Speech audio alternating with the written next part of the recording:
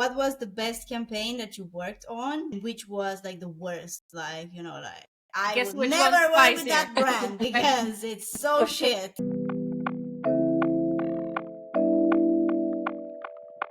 So in today's episode, we have two special guests. Actually, it's the first time that we're having two guests in one podcast. We have Gabriel and Lila today, which both of them are super extraordinary creators on Clip, first of all.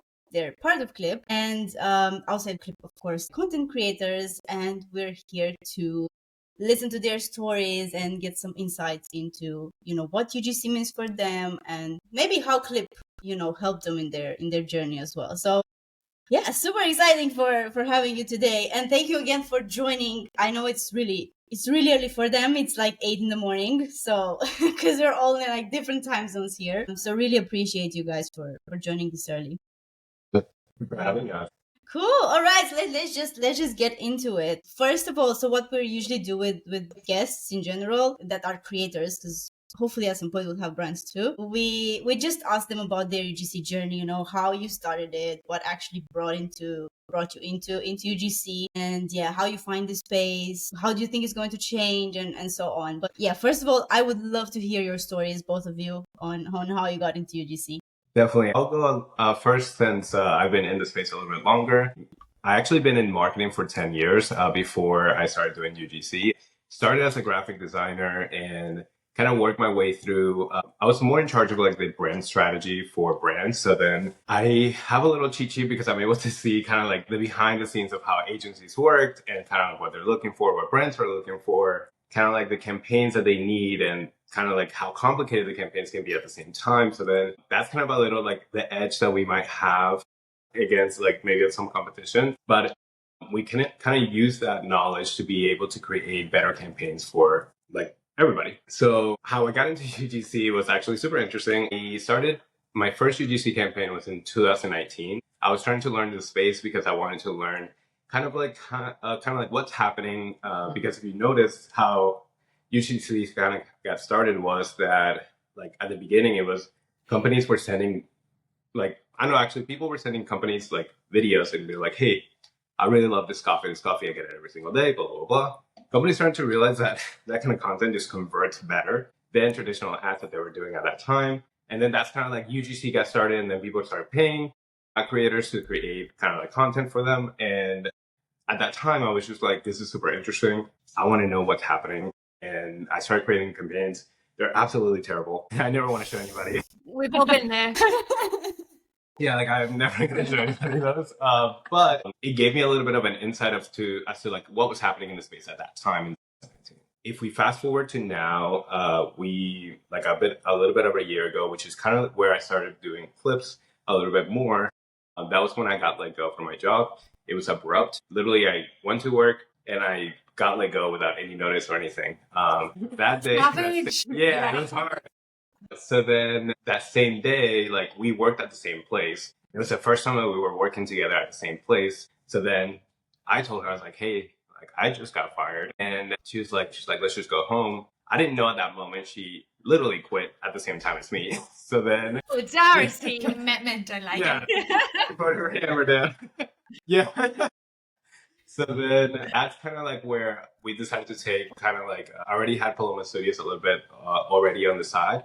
So that's when I decided, okay, this is the time that we have to do it full time. We don't have a backup plan and we don't have any time to waste. So literally that's when I signed up for Clip.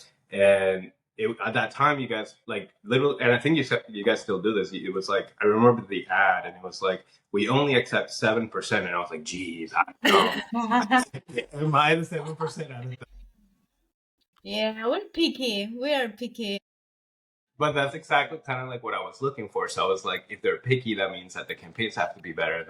The strategy has to be better. So then that's exactly what drew me into kind of like jumping in with you guys. And that's kind of like how we're here. I mean, it started with a few campaigns that obviously we talked about just a little bit earlier. I received the feedback and I was like we have some work to do. Like, because for me, it was more about like, how can I get the tone of the voice to match the video and also the sequence, the pacing, but also highlighting the things that the client needed to be said. And sometimes it was a little bit more than others. And we were like, how can we make this even a cohesive story when there's so many different directions that you need to go? That's so tricky. But also that was very interesting to hear, because I think this is quite a common situation that a lot of creators who were kind of doing it on the side or part-time, is that something happens in your life, like a moment where you have to make a decision, like you're made to either be like, I'm jumping in, or I'm just like removing myself, going into another full-time position. How did you guys, that sort of that space in between where you were kind of like, okay, we're making the jump? What made you realize we want to try it out? Because my husband has been in the same situation, actually. He's been made redundant last November, and he did the same. He wanted to do UGC with me, which we did for a while, and we really enjoyed it. But for him, it was also that push when it was like, now or never. So how did you guys find it? And what was that moment like? I mean, I think for us, I mean, I can speak for me because I was freaking out. I remember there was no choice. It wasn't an option at that point.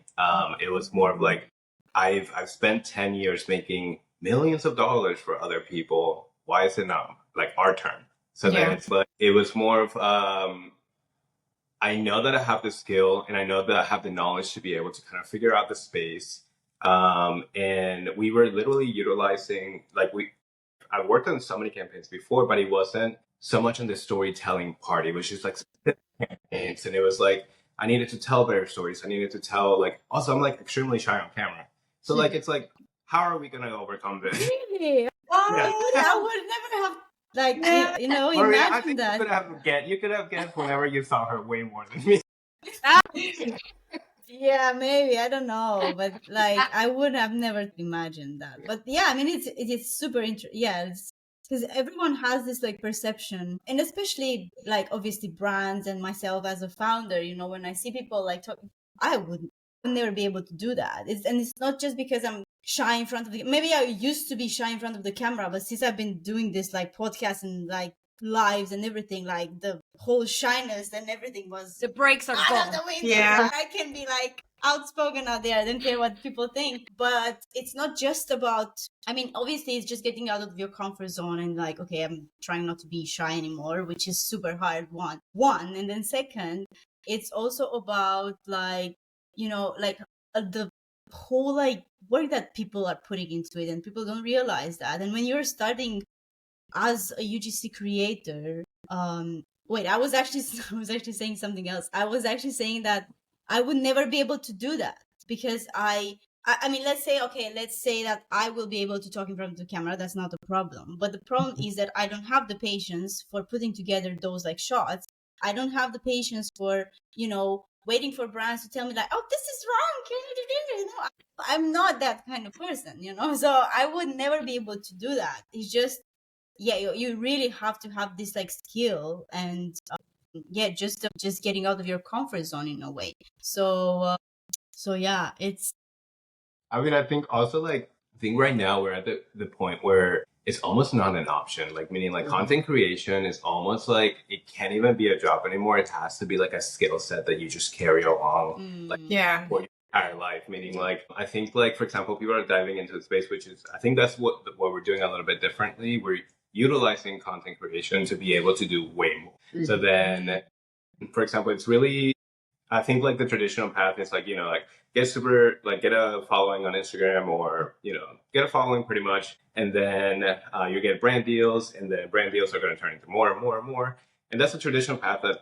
works. It's only that it's extremely saturated. So then it's if everybody's doing it, why am I going to jump in the ring? Might as well filling the gaps that everybody's not focusing on, and then utilizing kind of that content creation aspect of it, of how we tell stories, to then create bigger campaigns for clients or anything that they might be missing, that it's already in the skill set that UGC creators have. It's crazy that UGC creators are their own actors, their own director, their own copywriter, their own it's 100 jobs in one. Yeah, exactly. So then if you're already wearing all the hats, might as well capitalize on the skill and utilize it to promote other brands or promote your own brand, and obviously cash in on what naturally happens as a UGC creator. I think I just love whenever creator's background is already creative. Yeah. With obviously video making and videography and stuff like that. When you go from that space to doing that, there's just strategy behind it. And I feel like this obviously is clearly what differentiates you two guys from a big pool of creators, is because you do have storytelling, you do have that strategy, but you also have the premium quality at the same time. And this is what a lot of people will obviously go for, that raw, authentic vibe rather than what you guys bring to the table. So it's really nice to see that you almost have like, not a niche, but such a distinctive style. The brand knows what they're getting from you. And this is the best place to be as a creator in general, isn't it? Yeah. I mean, like now we like, for example, when we first started, even when she first started, we can go back to your story because your story is super interesting. Yes. But when we first started, we were only able to create 1 or 2, maybe if we were lucky, 3 videos in a day. And now, because we've been able to like we have like almost like a formula for it. We know exactly what the client needs. Where the video is going to be technically in the journey of whoever's going to be watching it. I was about to do it again. And then, so then we take that all into consideration. And then we're able to create the campaign that they need. But that took us like a whole day to figure it out. Now, fast forward to like months after we've been doing it. Now we can knock out 5, 6 in a day, and it's just same quality. And it's like, now we dedicate our time more of like, we already know the structure of the video, we know the pacing of the video, what we want to say. Now we can just focus our whole time on how can we create this shot a little bit different, because we do want to be original. We don't want to be creating things that other people like are already doing, mainly because meaning social media and even the ad world, you're kind of like putting your stamp on, like obviously it's like a tiny stamp, it's like a dog stamp on history, but it is at the end of the day. Yeah, it is, right? Exactly. So then meaning like, for example, there's going to be a time where we maybe 5 years or 10 years and like down the road where we might be in a different place. There are going to be people that are going to be able to find our ads or anything that we've been able to work through. So it's more of like, if we set up everything, the foundation up right now, whenever we get to where we need to go, we're going to get there and it's going to be okay. People are going to see my first ad that I did and they're going to be like, he was terrible. And look at him now. Yeah. We've been there, yeah. I think what you're saying there too is so interesting about like the style. And I think sometimes creators, when they get into UGC or into that, they're nearly trying to do everything all at once and like all the different styles. So it's so important what you said there, I think, and fantastic that you guys have got to know your style and what you kind of do and do really well, because that's when I think you can kind of tell that, for example, too, if you're saying like you're a little bit shy in camera, so like, that'll not be it. But even the fact that you've took the time to be like, look, that might not be my strong point, but there's other areas that can.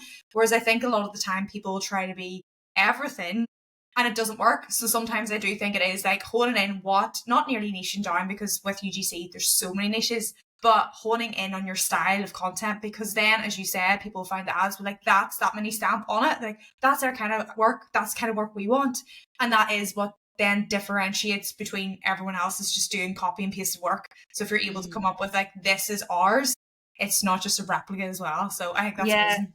And it's like, it's like that saying, when you're chasing 3 rabbits, you're not going to catch any. Yeah. It's that sort of mentality, isn't it? So if you do focus on that one rabbit, it's more likely that you're going to get there quicker.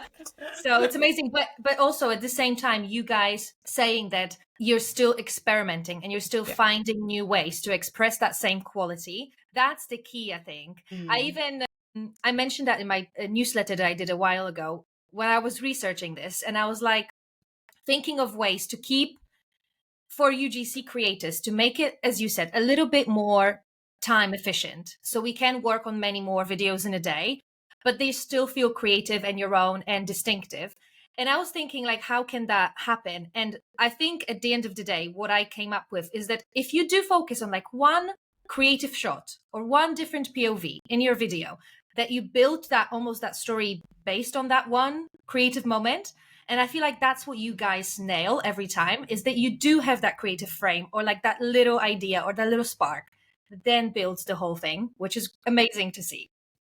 Thank you. No, and that's definitely like the approach is like at the beginning, kind of like going back to the feedback that you guys were saying, how we took the approach is that, for example, the first video that I did, and you can literally, if you watch the videos, you can see every single time we did something different. It was every single time it was something different, and it wasn't big. It was a little small change.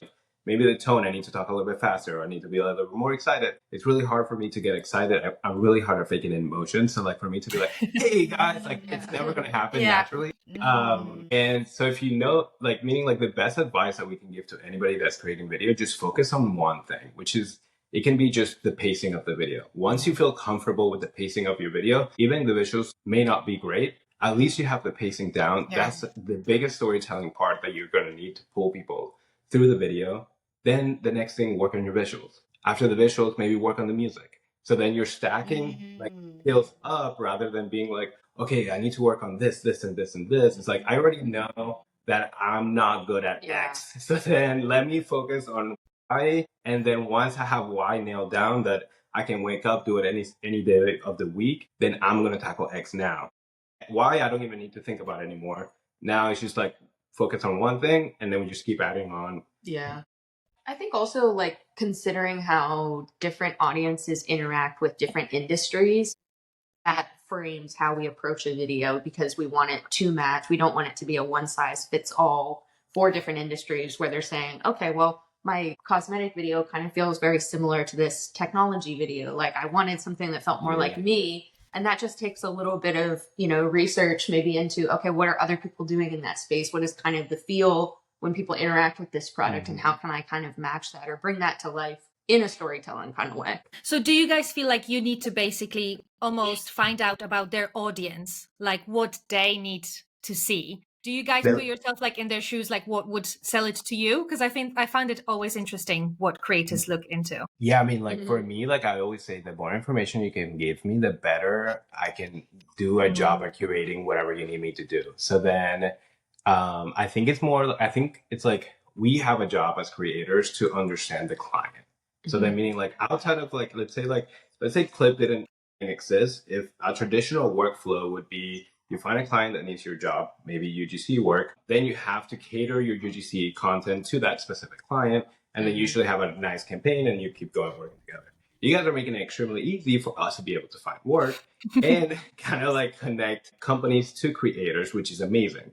So then, but then pretty much like creators have to understand that you still are doing a job. You're still representing yourself. You're still kind of like building your own brand. So it's like extremely important for you to focus on how can I create better videos. It's kind of like, we always say it's like kind of like a mini interview that you're doing as your first video that you're working with people. So it's like, I want to show them, like, people are always going to talk about your work when you're not there. So then I know that they're never going to meet us, but at least I want, when they're sitting with their creative team, they're like, holy crap, that was amazing. Let's do it again with this guy. So then that's exactly kind of like the approach that we try to take. It's more of like, we want to make sure that the work is something that is scalable and something that it's repeatable. And obviously we can go into eventually where the industry is going, which that's exactly kind of like what we're preparing for. But no, you're right. Yeah, and just thinking now about you saying that you're not meeting the client face to face, which it is shitty in a way, right? Because you connect with the person better. Like now, when we're seeing each other face to face, it's a very different like vibe. Don't get me wrong. I mean, I could get this kind of vibe from your messages in our chat on the platform, but it is very different when you talk with someone face to face, right? Body language, everything. Yeah, exactly. So it is a bit of just a block in the road. But as you said, if the brand is actually giving you all the details necessary, and then at the same time, you as a creator is asking questions, if the brand is not, delivering enough like information, then that's also important. And that's why in this industry, you always have to communicate. Oh my God. I feel like we need like a billboard sign how to communicate, because I think that's so good what you said, is the fact that like for this industry to keep going and for like creators to get return work and to actually show, that they're good to work with and they're easy to work with, it is all about communication. So I love the fact that you said that too, because as much as you could do fantastic work and a fantastic video, at the end of the day, if you were rubbish communicating or you didn't miss the mark or they needed re-edits, you didn't listen, that will always like nearly go above fantastic work. So it's nearly one of those things that like good work but great communication makes you super memorable, and then you'll get that repeat work, and then obviously bigger, better clients and whatnot too. Yeah. Except we have this one creator on the platform. I think she is not talking to the brands. It's been at least a year and a half since she stopped talking to the brands. She just literally drops the video and that's it. That's it. Nothing else. No communication. No communication. It's always a red flag for me and Ali because we can see the messages as well, message threads, and You whenever know who we're I'm talking viewing the about, video. probably. Yes, Yeah. I do. Yeah, I think And then it's always a red flag for us when we see the video has been just dropped with no communication whatsoever. No we always context. say on the podcast that someone needs to be the first one, either the brand or the creator, but there has Yeah. to be some sort of like at least like approval or like a concept, idealization, anything. Yeah. Because then it's like, what are you getting? Are you going to hairdressers and you're just not saying anything and hope for the best? No, it's just like at this point, because she's not replying to our emails either. Because I mean, obviously, yeah, we are pushing her like, hey, hello. So she's just over it completely. Yeah, like she just decided not to do anything, and then my problem is that she has at least 150 collaborations on the platform. You know, Oh, wow. it's Wow. insane. It's Yeah. insane. People leave reviews like 5-star reviews for her. Even though she didn't message them. Like, I honestly, I can't comprehend this. I think that for now is luck, but it could end up leading to bad eventually. I think this is definitely an exception that confirms the rule. 100%. It's not Yeah. the other way around. No. So please don't do this.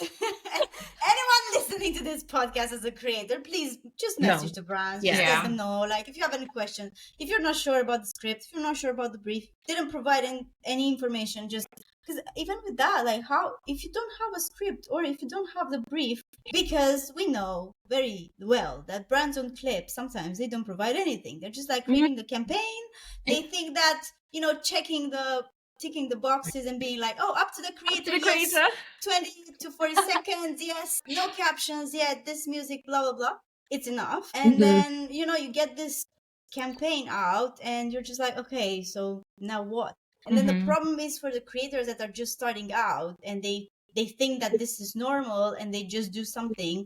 And then the brand comes back and be like, oh, but I don't like this. But hello, you should have said something before, that creator started to, provide the content and everything. And sometimes, unfortunately, the creators that are at the beginning, they're too afraid to stand out for it themselves. And they just shoot another video. So yeah, that's not cool either. So I think it'd be interesting to hear. I was gonna say, how do you guys deal with feedback? How do you find the process on Clip? How is it going? Yeah, I'll let her answer first. I think with me, it helped kind of having learned UGC alongside him because there are definitely certain instances where I'm just naturally inclined to be like, okay, I'll just redo everything. And I don't understand that maybe that's an overreach, or I can do an edit, but that's a complete reshoot. And that was not something that was talked about, in the brief itself. That's something that needs to be talked about before. So I think having him kind of alongside learning is a moment where he can say, that's actually not normal. Like you're saying, I've been in this, so I know that's not normal and I know how to handle that situation, which helps because the natural inclination being newer in this space is to just do it. And I can completely speak to that. Yeah, but you have all the right to say no when it's not fair, and also because, I mean, the girls already know this, of course, since they've started on Clip as well and throughout time. We always help creators when these situations really happen. And that's why we also check messages sometimes manually, because the brand will just ask for a complete reshoot and then we'll just have to be, before it goes to you, like creators, we'll be like, hey, sorry, this is a complete reshoot. Looks like a complete reshoot. Unfortunately, the creator is not able to do it. And yeah, most of the times we manage to be on top of things and the message doesn't go to the creator. But if the message somehow goes to the creator, or it's, I don't know, packaged differently and we don't realize it's actually a reshoot, then just reach out to us. Because if you reach out, because it's very hard for us to check every single like brief and edit request and everything like that, because they're like thousands, of course. But if you flag it to us, then we're more than happy to, like, check it out, jump on it, and just make sure. Because it's not, we obviously we care about the brands that are paying for the videos, because obviously they're the ones that are keeping our business alive, but it's also about being like fair in this space, because I think brands in general, and agencies, whatever you want to call them, they still don't understand how much time and effort is put into this. And most of the time they're just taking it for granted. They're just like, oh, it's okay. They just like shoot another video. No, it's not okay. It's their time, and they could have shot another video for another brand, you know, and get paid for that one, right? So in any case, if you have any situations, please just reach out to us. Like, don't like try to be nice. Like, there's situations where it is okay to be nice, but it really depends on the brand and how the brand is approaching the situation, and it's not a complete reshoot. Like it's like it's yeah. Would you? I think it would be clearly not okay. It would be interesting to hear from you guys. What would be an acceptable feedback? What would you change in a video, and when do you draw the line where it's like, okay, this is actually, it wasn't a brief, etc., etc.? So what would you take on, and what would you be like, right, let's Okay, so the way that we structure our videos is we're kind of leaving any edit to be either on voice or B-roll. So then we are trying to, for example, if we do show our face, we try to make it so if there is going to be any edits, it's usually on what you said or what you showed. So then we try to minimize the edits by structuring the video to allow for more edits. So then obviously we're following the script. And it wouldn't be like contingent on what you looked like that day. Like, oh, let me make sure I'm wearing that same exact thing, and I have to make my makeup look exactly like that again. Exactly, because then that, like, for example, at least it eliminates reshoots altogether on our end. At least most of the edits that we get is usually right when, and for example, if we do like a call to action at the end, we try to make it so like the audio can be also repurposed or rechanged, and you wouldn't know that I changed it. So I think, like, does that mean that you guys avoid testimonial style videos? Yes. Okay, very interesting. It's very interesting to hear that, because obviously a lot of creators do think, we always say that as well, is to actually choose the briefs based on your strengths as well. So I think it's very interesting for you to hear that from you. So you would be more strategic thinking about the edits. So it's either the B-roll or the audio. So you're saying no to testimonials in general? Not to testimonial, yes, and it's for a good reason. So think about like where the head, like meaning like the space is naturally gonna get intertwined with AI generated content. So then meaning that right now, for example, Sora AI, whatever, it can replicate a video, and for some people it might be able to fool people. It is crazy what it's coming out with, Yeah.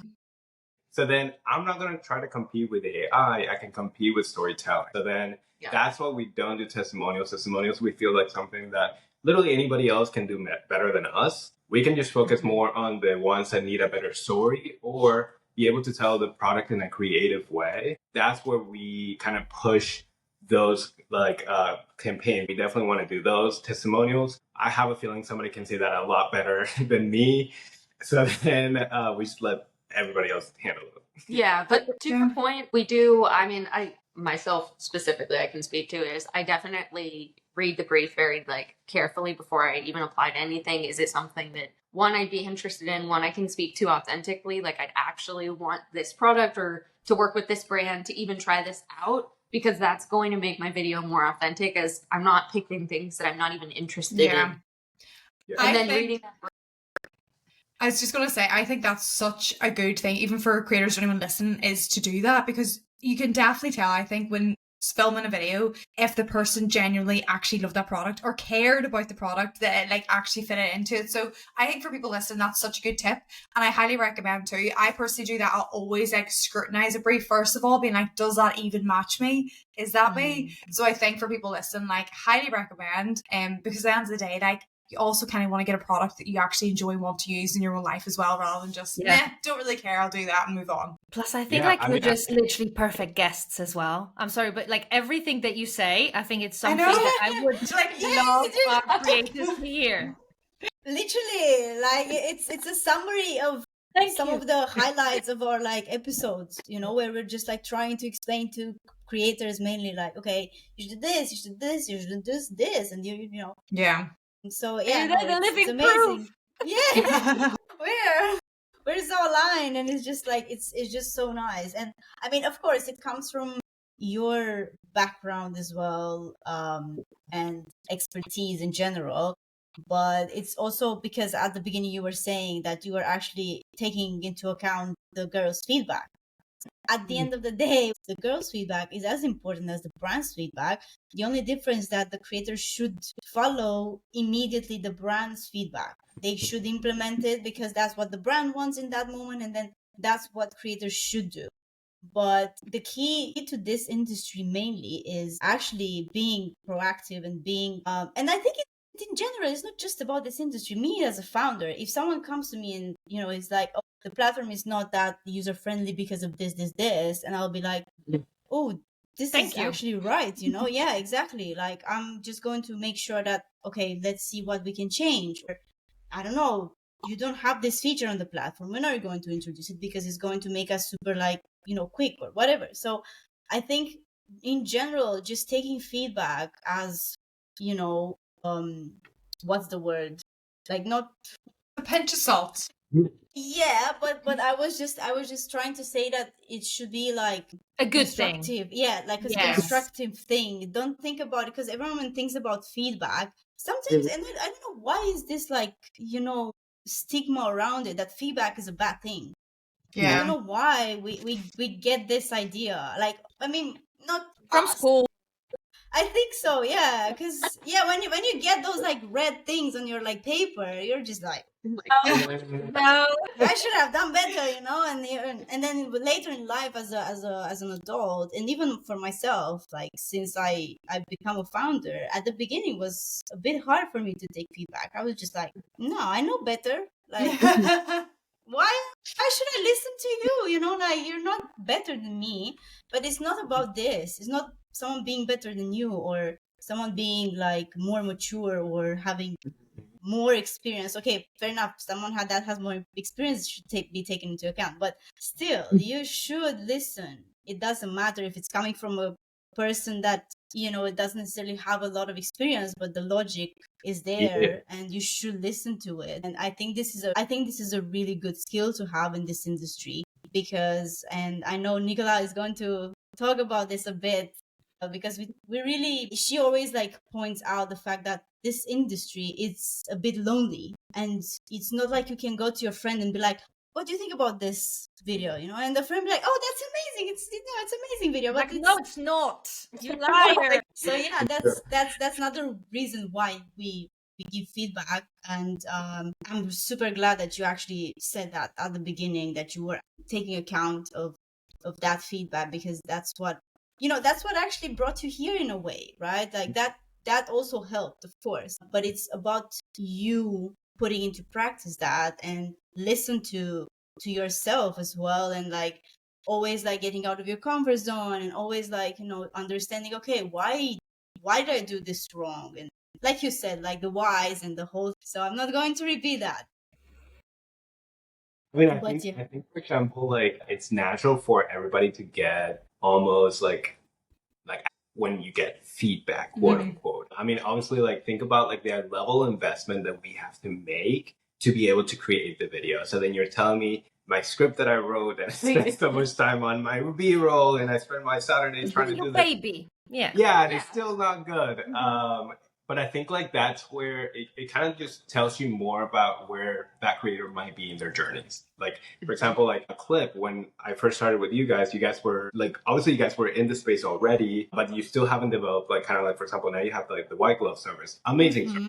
Like genius. So then like, so then it just shows that you guys are also on a journey as well. So meaning like the feedback that you had, and like, yes, like it would be amazing to have like new features X, Y, and Z. But the point is that you're here right now and you're doing the best that you can with what you have. So then that's like the reality of it. We are in the same kind of like field, meaning like creators are just starting out. They might not know how to move forward. The feedback might feel a little bit like, personal. And I always told her from the beginning, never fall in love with what you're doing, meaning like Yes. falling in love with like obviously creating Literally content. dissociate.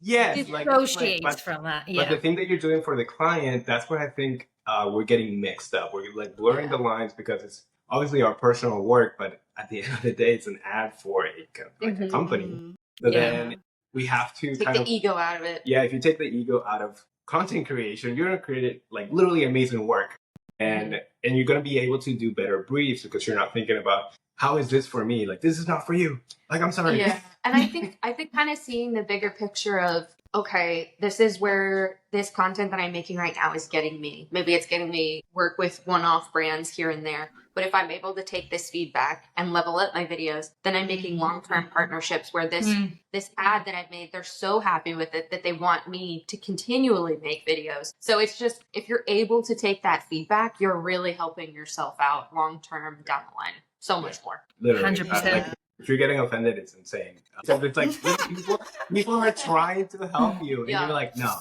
And especially, I think, obviously, me and Ali want to believe that we're not necessarily harsh, or, you know, it is a little bit of like, I sometimes think of it like unsolicited advice. Like, you never ask me, but I'm still gonna. Some people do not want it. And I get it. Some people are like, can't be bothered, leave me up to my business, I don't care. Yeah.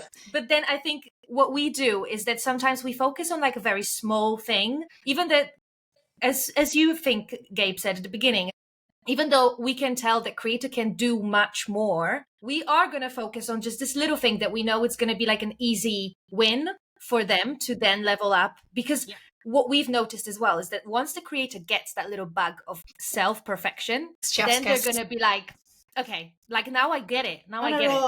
Yeah.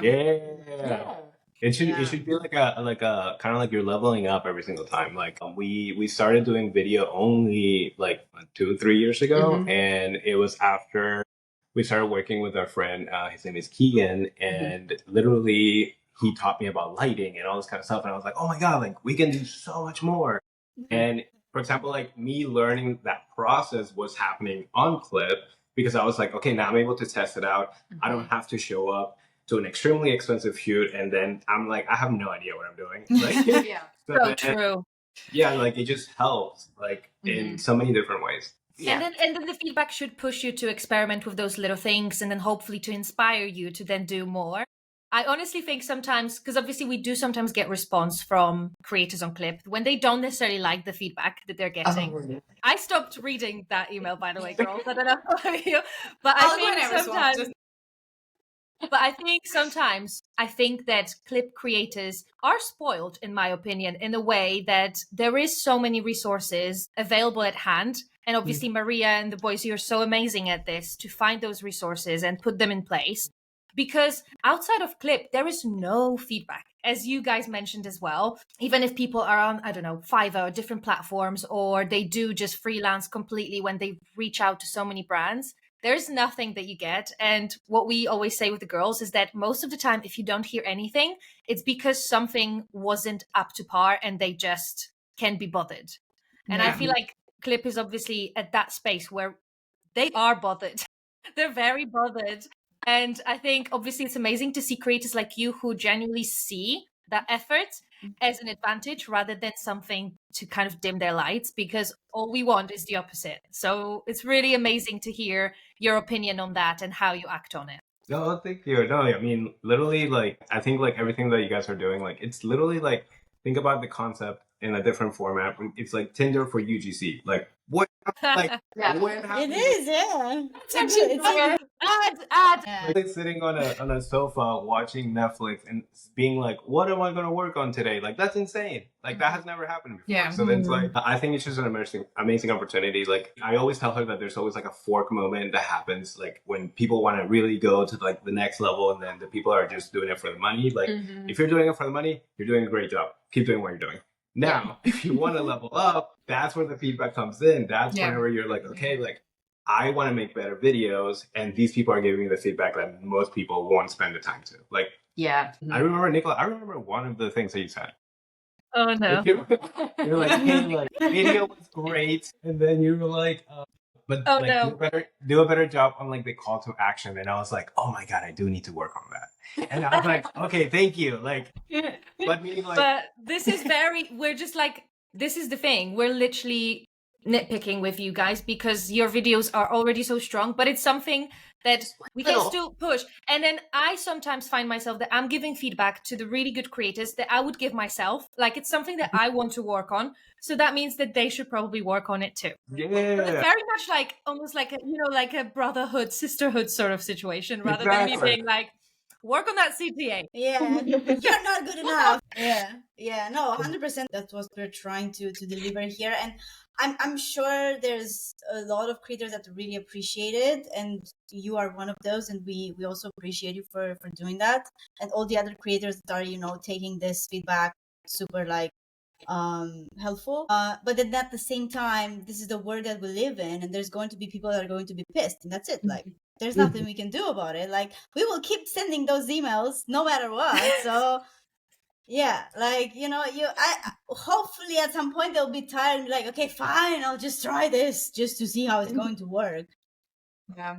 I think too, you guys are obviously in a really nice, unique position that you have each other. So this is the question now. When you are working together, do you ever have like you're giving each other feedback, like, oh, do this again or do that? Or is any one of you two like pickier than the other? Or how does the dynamic work? I think pickier me, mainly on visuals and pacing. Okay. But for example, she is amazing at like just speaking and like just being able to like her words are just so much like buttery smooth. So then like it helps me in that aspect. And being on camera, I'm a lot more comfortable on camera, so I think I can see that. So thank you. You do have very nice, professional, polished, but still like engaging energy, which is quite rare. Yeah. So I think like helping him in that area where it's like maybe he needs to lean on me and maybe use me in some videos for a certain delivery, but also I'm able to kind of like help him get more comfortable and like as we're doing these, help him with the pacing of like how to speak and how to say certain things differently. So yeah, that's kind of been my strengths. I help him out. And then, his with like shots and being more specific and more picky. Yeah. I'm starting to like pick up on those and think that way. Yeah. But, yeah. I think that leads us in nicely too to actually hearing about your story and how you got started. So obviously you left the same day he left, I guess, or quit or got fired. And then what happened or what was it? Yeah, so I had actually been doing so my degree's in journalism, but I actually ended up doing project management for a while. So when I left, I'd already kind of been building the creative skills just in like photography or other video shoots, but nothing really UGC focused. So I'd already built those up. So then when I left and he dove into UGC, like, all right, dive in together. This is a new thing you can learn. So it was kind of merging those skills. And I actually feel like when I left and transferred over, it was kind of taking maybe like I'd had 70% of the creative skills that I needed in that realm to kind of apply to UGC. So it was just learning a little bit, but actually having that project management background for when it came to more complex briefs or things that we're trying to tackle like that, or there's multiple deliverables and like figuring that out. I've actually found that my project management background coming into that made me really good at figuring out exactly what's needed for the brief. What are the areas where there might be a little wiggle room where they're, like he's saying, where, how can we think about this smart so we might not have to have a complete reshoot? We're thinking of the edits down the line. I actually have found that my project management experience in that realm has made it more efficient when I'm trying to create UGC. Good. That's amazing, because I think a lot of creators who do part-time, or a lot of people who are even thinking about doing it, they don't really think about like transferable skills. There's not much thought into it. You know what I mean? When you're actually sitting down and you're trying to analyze like, okay, why does this come easier for me than this? Or like, why is like my people skills better than my like, I don't know, visual quality or something like that. But then to be able to actually put a finger on it, because I think that's the hardest thing. It's like the same with like emotions, when you just feel a way, but you just don't know really how to express it. It's the same with like your experiences from previous work. You might have been a project manager or, I don't know, a website developer, but there's still so many skills that you get, even if it is just like technicalities, right? But it makes your life so much easier and to really push you in that direction. Amazing to hear your side of the story as well.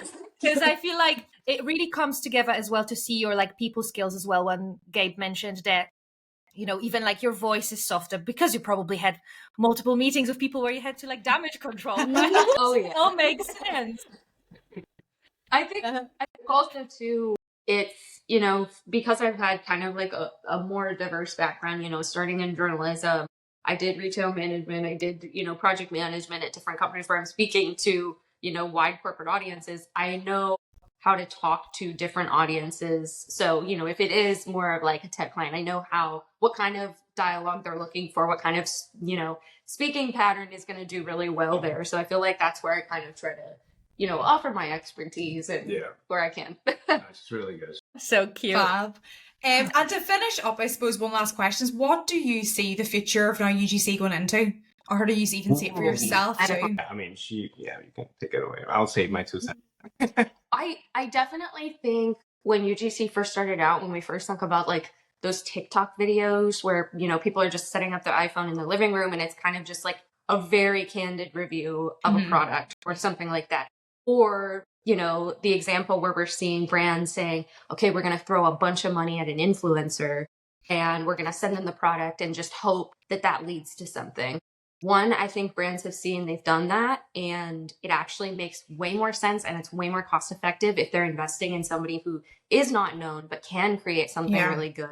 That converts way better. But also the videos that we see kind of starting out in UGC, I feel like we're just going to see creators just upping the, like you're saying, they're taking the feedback, they're upping the quality. Those are going to get phased out and creators are going to have to level up their quality and start taking that feedback to compete in this space. And that's exactly kind of like we were talking about this yesterday. It's kind of like, think about like is it Allstate or Allstate, kind of like Progressive. They have like, technically that was a UGC at the very beginning when they replaced the original like Jake from State Farm guy. Well, from Progressive. Exactly. Meaning like that's where we see kind of like the future where it's heading for UGC creators. If like, think about what's happening in the ad world right now.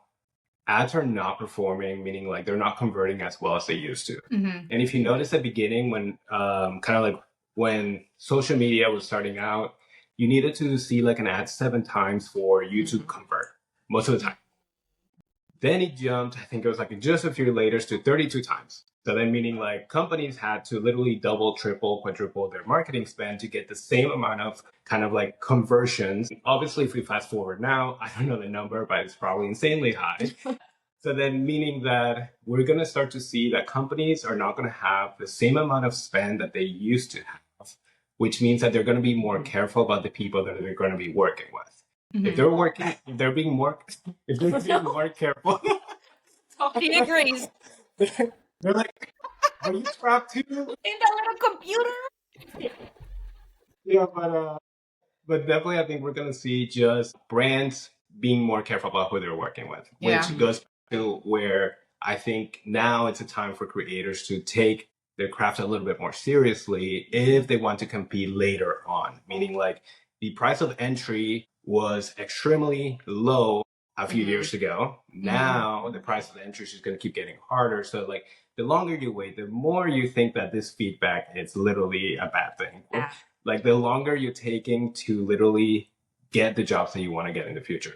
We think that eventually companies are going to invest in the people that they're working with and then having more like brand ambassadors work for them. There are directors and like UGC creators and all that kind of stuff all baked into one. And that's going to be just a natural progression of how, like, if I know that if you pay, for example, me for a campaign and I'm delivering results every single time, it's most likely that you're going to keep working with me because I'm producing money for you. Like, So it's basically survival of the fittest. It's the prognosis. I mean, that's why we're trying to help. We are doing kind of like an education program where we are literally coming in and either helping creators or teams or small creative teams to kind of like help them utilize and create better stories. So then it's not so much about the equipment. You don't need crazy equipment. You just need to tell better stories. We can all get better at that at least, and they go from there. So then like we're trying to help people like at least locally right now because that's all the reach that we have. But we're hoping that eventually people can stack kind of like skill sets and then pursue whatever it is that they want to do, and also utilize UGC to then create almost like an ecosystem within their creative world so that they can obviously pursue, for example, if they're into cars, they're working with all the car UGC brands that need help, and then they're doing reviews on YouTube. That's where I think the space is gonna be like little ecosystems of like creators. And yeah, if you put forth a little effort now in developing those skills, you can make it work for you, and you can make yourself, make an impact in whatever space. Like you're saying, if it is cars, you can make yourself the car creator, that guy. yeah, But it's just the effort that you put into it. exactly. Yeah. I usually ask these questions at the end because I find them really fun. So there's just 2 questions, but you have to reply each of you because it's obviously different experiences. What was the best campaign that you worked on? Like the, I don't know, best or like amazing or whatever, the best experience with the campaign? And which was like the worst? Like, like I Guess would which never one's work with spicier? that brand. Are we saying like the names? Like Maybe you can niche. Niche Okay, experience product. product. The product and why was a You can also Let's see. I mean, for me, like my favorite campaign, I don't have like a specific campaign, but it's like my favorite. Yeah. What I do love is when they allow me to literally have full creative freedom. Now, obviously, I know that that's kind of like a double-edged sword because if you give it to somebody that may not be ready for that kind of opportunity, then it might have like a sour taste in your mouth afterwards. But I prefer those campaigns mainly because like it should be a collaboration, like meaning like I have skills that you clearly need. trust me. Yeah. Yes, Yeah. trust me. That's Yeah. why we're here. Like that's Yeah. why you're on Clip. Like if this wasn't an issue, you wouldn't be on Clip. You wouldn't be hired, like working with us. Like what's happening? Like let's just work on this together. When it comes to the worst campaigns, it's the ones that don't give me any. Just like I just showed up for work and you do this, this, and this, and this, and it's just for me, it's like there's so many factors, like micro factors that are happening for a campaign to be repeatable. So then, for example, I understand that sometimes they have a campaign that may have performed well in the past, and they're trying to replicate it. And maybe that specific campaign had a little bit of magic that, the creator just had the Yeah. right kind of. Just clicked. It just clicked. Yeah. So Yeah. it's hard to like for me to now go in and replicate everything shot by shot by shot, and you to expect the same kind of outcome is just unrealistic on my end. So then usually those are the two, like I don't have like favorites or least favorite because for me it's more like a little testing ground for me. Boring. Come on. I'd be this one brand that you're thinking about sometimes when you like wake up and you're like, God. And Nicola has so many. She's like, Yeah, I think like Nicolai, that should be your question. I can share some of mine if you share it back. Wait, I like that you think I'm holding back. Have you actually never had a negative experience? Because that would be the first. Not so far. Mainly like what we try to do is pretty much we try to bridge the gap because we know that the campaigns usually don't have enough information, but we also understand that the client, you can kind of tell based on the way that they talk about the campaign, the way that they talk on the chat, at what kind of stage they might be in. So if I know that they might need an evergreen campaign, even though the campaign might be something completely different, I know that they need something else. So then I'm trying to anticipate kind of like the problems that the campaign may have ahead of time to avoid any kind of bad situations where they're more like, oh, wow, this is not what we were thinking, but you gave us what we needed kind of vibe. So I have personally... Fair enough. Let's say you are just too, lucky. Yeah. I do believe that there's a lot to it when you're kind of if you do everything to avoid those situations, obviously that. But I wish you to continue. Yeah, that way. like that. Yeah, no shitty experiences. Yeah, hopefully. Exactly. We had one campaign. It wasn't with you guys. It was right before she joined, and I was like, "We're never doing that again." And I got re-invited by the same brand, and I declined for exactly the same thing. It was a very rigid script with a very rigid shot list. And I can't really work like that. I need a little bit more creative freedom, especially because, like I'm saying, one of my strengths is how I write the scripts and how I deliver and, kind of convey that information. So I feel like it strips one of my kind of skills away. It's kind of like, you're working with me, like you should use my skills. Embrace them.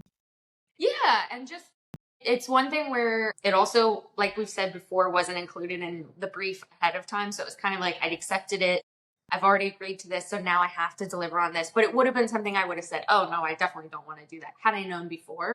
Mhm. So I think the being too boxed in, which is something I love about Clip, I have not encountered that at all. So that's been amazing. But one of my favorite experiences actually was on Clip. It was the latest one that I did just for a small family business. And I think that's my favorite thing, is being able to bring maybe something they weren't expecting, or a quality level they weren't expecting, to somebody that like I love helping small businesses or a small family business. I know how far that goes, how much that means, and I can hear it in the feedback. And that makes me feel really good about, okay, you know, they think it took me, you know, maybe days and days and days and a lot of effort. It's, you know, because of the skill level and how we work, it's not that hard to give them something really good. So why wouldn't I go above and beyond those moments? That's so nice. I think that sums I up. love it. That's what I love. I think that sums up perfectly too, just the type of creators you are, that you are willing to always go above and beyond and not just half-ass things, that you are trying to give the best each and every time, which other creators listening, please take that feedback on too, because that's, at the end of the day, it helps the industry. Yeah, it definitely does. No, it definitely does. I mean, and for the campaign that she was talking about, the bad one, it just didn't make sense. Like for example, we had to, like, it was like a shoe company, and the script was good, like stiff but good. And then there was a part where she had to dance in front of the TV, but on a kid show. It was like a toddler video. So it was something that just, I don't know, it kind of... Exactly, thank you. That's exactly where we were at. And Okay. I was like, okay, well, I mean, start dancing. Like there's no link to it. Like, why would you do And that? it was so rigid. Like this, you know, like here's my expertise of like, I don't really know how this is going to tie in or kind of convert. It might be better if we kind of do it like, no, just still because do it. we can tell, like, we're almost able to tell, like, if a video is going to perform a little bit better than another video. Or, for example, if we know that the structure is the way that it is and how they're going to post it, we know that that part is not going to be crucial to the video. Or yeah, we know what you're talking about. It's like these brands that are so stiff, and but you should hold the bottle like this, or you should move your like stool from the lamp Or to red, the wear whatever. red, not pink. Yeah, it's not going to make any difference. Yeah. And it's completely fair that you have those needs, but then also understand the campaign that you're in, because like, for example, those nitty picky usually are only reserved for like huge campaigns that like need to have like a specific whatever. Yeah. But I think this is where I think brands sometimes blur the lines and the understanding of the level of the, because obviously we're talking here about like premium content creators like you, when they see this quality and they're like, my God, we're saving thousands of dollars, because like literally, and then you're like, okay, but you also need to, the expectations needs to be realistic to the budget as well with what you're working with, to like a whole talent group with like director, creative director, script writer, bloody all of those people involved. This is just us. This is exactly. This is just us, and I did this makeup myself, and you know. So it's all those things that obviously I feel like with every episode, this is like our almost like PSA to the brands out there, is we are doing our best, especially when the creators are realistically really, really doing their best, like you are. And I think it really shows, but it also shows in brands' feedback. I don't think we ever really see any feedback from the brands for the re-edits, and it might be because of your approach of actually thinking. So hats off to you guys. Thank you. No, and meaning like even before, like at work, that was always something that was just implemented into like the workflow. So then if you're able to anticipate the client's problems, they're going to see you as a problem solver rather than somebody that's just executing. So then it's like you guys are already doing a lot of the hard uplifting work, which is like getting the brand on board, having them to do the campaign. So like you guys are already uplifting a lot of the heavy lifting kind of like aspect of the process. Like, why not us show up for you guys? You know what I mean? Like, it just... Every creator could be like this. If only, like, at least half of the creators on the platform would think like you. That would be such an ideal world. But I mean, we should be grateful for you guys anyway. Because I mean, why not? Like, you know, you have to celebrate every small victory anyway. But I'm not sure if you have any other questions for them, girls, or if you guys have any questions for us, like, I don't know. Where do you think the space is heading? Yeah. Dun, dun, dun. Dun, dun. It continues. It just never ends. Yeah, Yeah, exactly. I think obviously it's the same with like digital marketing space, right? It's like if you do want to have multiple channels or like possibilities when something possibly can slip, you can just go into with the same skill set into something else. So obviously that's a big one. Obviously the big question of the AI, how that's going to affect everything. You can see more and more like those social media accounts of the AI UGC creators. They're spooky, they're Yeah. crazy.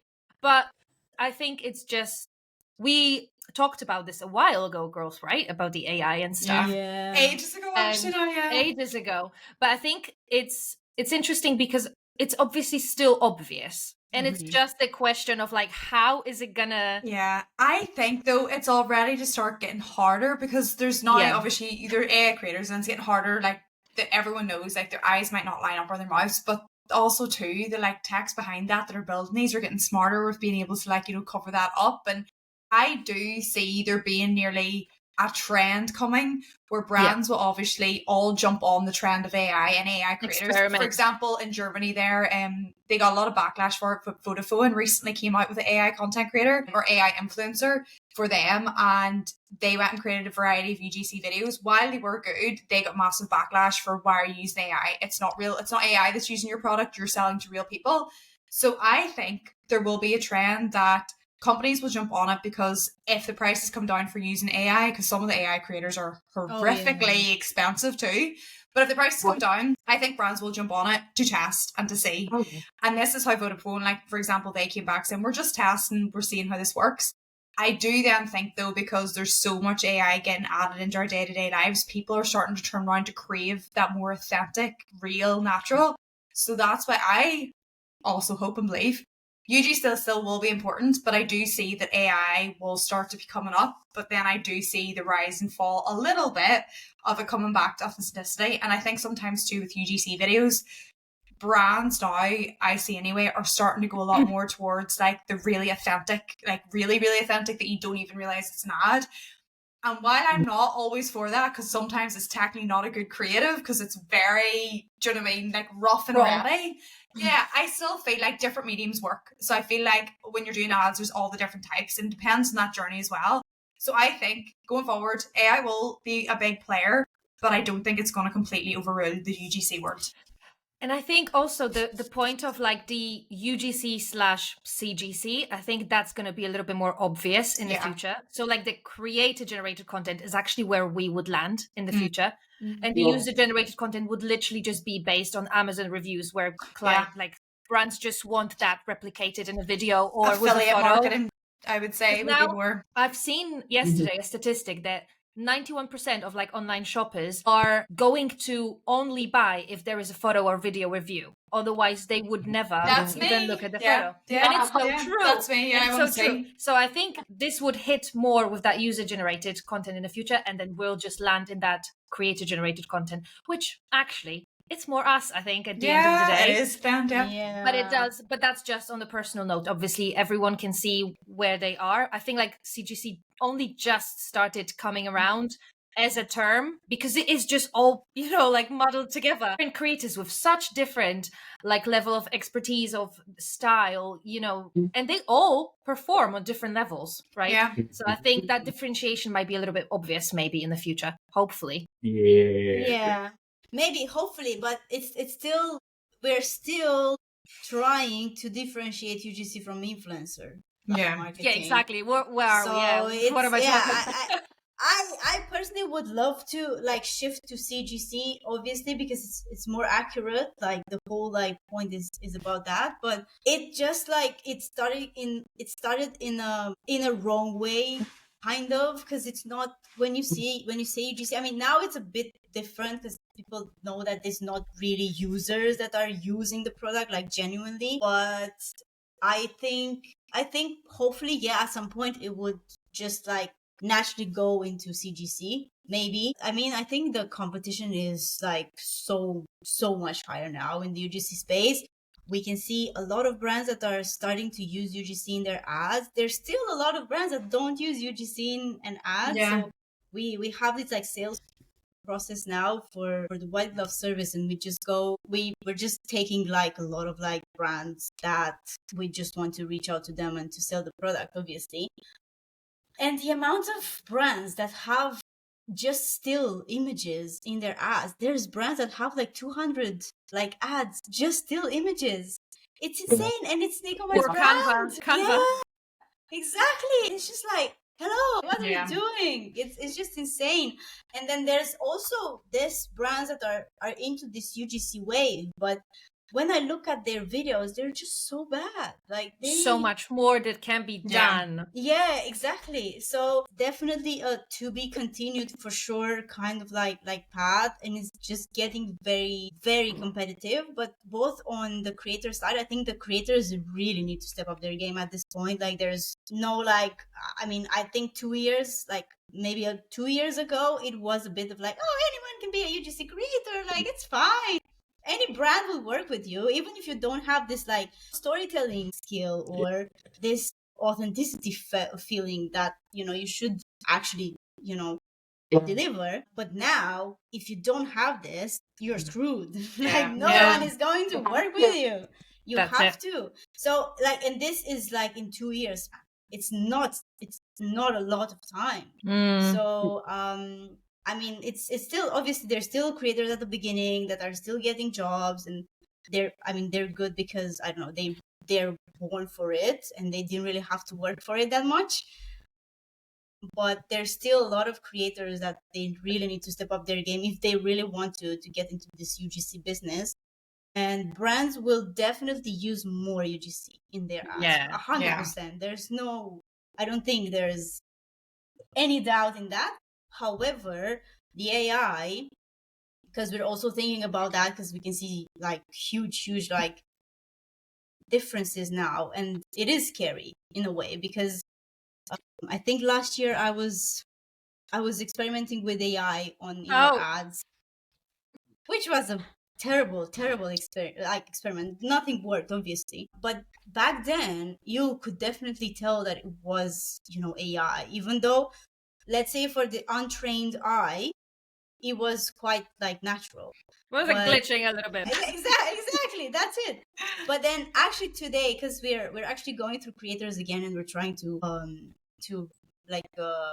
the stores and everything, especially for white glove. I was looking at this creator and I couldn't point out what was wrong with her until I was looking at her face, and the fact that like there were no wrinkles, there was no facial expression, and then when she was talking, it was just one side of the cheek that was just that part that was moving every time I was talking. And I was like, okay, this is an AI, but then it wasn't like an AI generated video. It was probably actual herself enhanced. But yeah, exactly, which was insane, because if you weren't looking very carefully, you would say, oh, it's just a normal person. It was just so cringe for me, and I was sitting there and I was like, that is so true. Have you seen those photos when people now fake their like photos with celebrities? Have you seen that? Everyone does that. Well, and I'm like, Selena Gomez's wedding, everyone was doing that one. Yeah. The amount of times where I actually was like, this is not real, or like, there's no reflection in the mirror. What just happened? But this is quite crazy that people are enjoying it in a way. So then it kind of blurs the line even more in a way, because brands are like, obviously, if people take those trends and do it themselves, we can obviously play on that as well. But I feel like it's different. I don't know if it's hope or like my actual prognosis for that. I think it's more hope that AI will help with those like crazy ideas, with like how the 100%, yeah. That's what I was do, like the ridiculous, like New York, and there's like a bag in the middle of the street or something. Like, it's cool, it's fresh, and it's cool. Yeah, but no one really wants to. Yeah, but no one wants to see like a glitching robot talking about something, being like, "You need this." For someone in their living room, like reviewing like a beauty product, like we don't need it for all this. Like, you can still do this. Yeah, exactly. Yeah, so I think rather than like trying to And I think that was when AI started in general. It's not just with UGC, but I think, and us as well, we were thinking about this, like, how can we actually kind of like bring AI in, like, in the platform, but not like replace the creators obviously, but just as a tool to help. I don't know, if a creator, you know, produces a video, then, you know, we can have like tools that can actually create some other variations of that video using AI, for example. Or I don't know, even for scripts or even for things like that can actually help the brand, you know, create that script in a way which could help. I've had a client recently outside of the platform, but it's been very interesting because they were interested in like the AI usage rights of the video. And at first I was like, absolutely not. This just sounds horrendous. Black Mirror, count me out. and then I was actually reading the message more and more. And it's a language learning app. And I did a video where it was like me talking to myself, basically, like a dialogue with both versions. And what they wanted to do was to actually translate my video into other languages, but with my voice. So using AI. Right. So it was actually changing my facial like movements to match the language. But they sent me a video and be like, look, Nicola, we're not going to use it if you don't allow us, and we're not going to obviously pay for it, but just have a look. And I've watched it and I was like, damn, I sound good.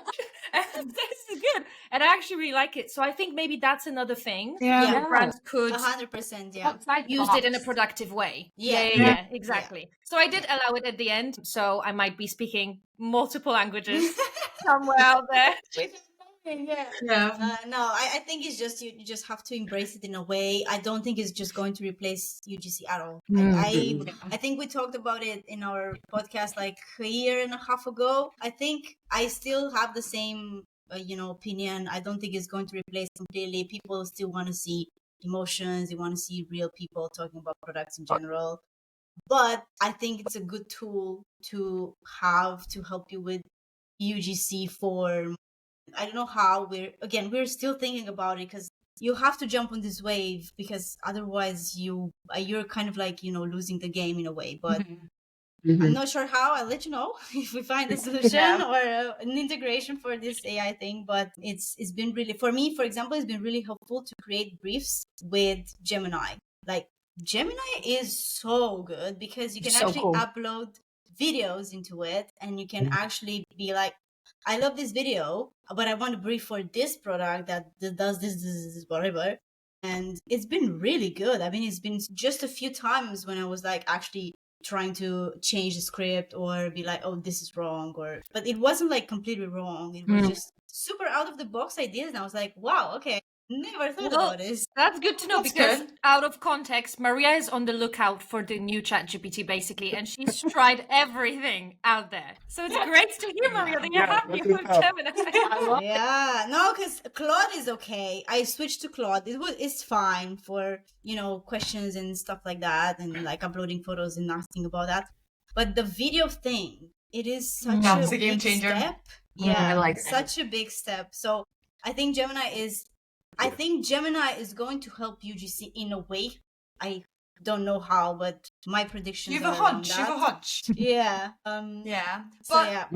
I do think that, like, for example, like kind of like what you guys are saying, meaning like, I think right now we're in a testing phase for AI. And everything is extremely scary because companies, and I think like we're giving companies a lot of credit, meaning like from seeing the behind the scenes of a lot of companies, they're also trying to figure it out.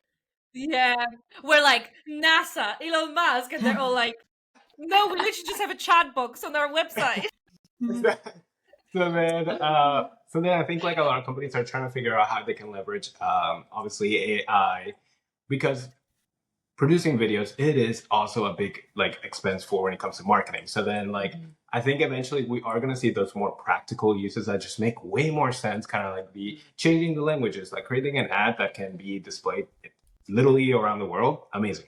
Genius idea. So then it's like more, I think that's what we're going to see more, which I think like that's why it's like right now you don't even have an option to not level up, meaning like if you have ChatGPT or like Gemini, like you said, now you have the tools that you need to at least speed up your work, so then you can do more campaigns and then just focus more on the creative. Why not? But I think to your point earlier, I think they're going to shoot for the first thing, which is how can we use AI for all of it? Let's replace the creators and everything. And then they'll slowly start Come to back. work their way down. Their Reality reality what's check. it actually good for? Yeah. Guys, our They're budget gonna is still do $200. Let's Yeah. be real. Oh God. Said it looked weird. Like, how do we scale back now? That's it. That was uplifting. I needed that today. That was really, really, really cool. Like I mean, obviously when you get into this kind of like podcast with someone that you've never met and you just know through a platform, it's always like, would I click with these people? Is it going to be weird? It's like every single time we had like creators on the podcast has been great. And I think with you guys it's been even like more amazing because it was, for me at least, from my perspective, it was super relaxed and I feel like I know you for forever and it's I can say anything, like I'm not going to like be there and let's see how they think, let's see if I am allowed to say that or not. Yeah, can I be my chaotic self? Or do I Always. Yeah, so thank you guys for being so like just open and up for it and excited, because I can see you were excited from the beginning, which is amazing. And yeah, I forgot to say this, but you are actually the first creators from the US in our podcast. So this is a double first, like the party? couple Did we hear we're the best? yeah, so thank you so much, guys, for coming.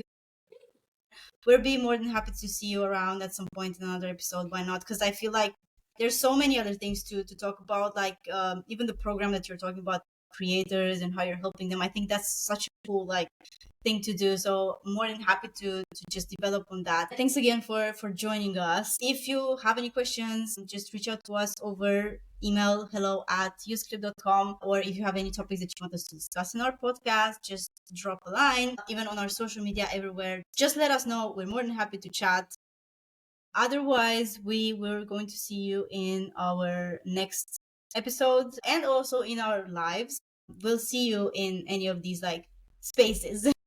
But yeah, thank you guys again for joining. Of course. No, thank you guys for having us. Thank you so much. Yeah, it was so much fun. It was also so nice to meet you guys. Yeah. Like I've gotten like emails all the time, so It's nice to put a face. yeah. Exactly. Yeah. All right, guys. See you in our next episode. Bye. Bye, guys. Bye.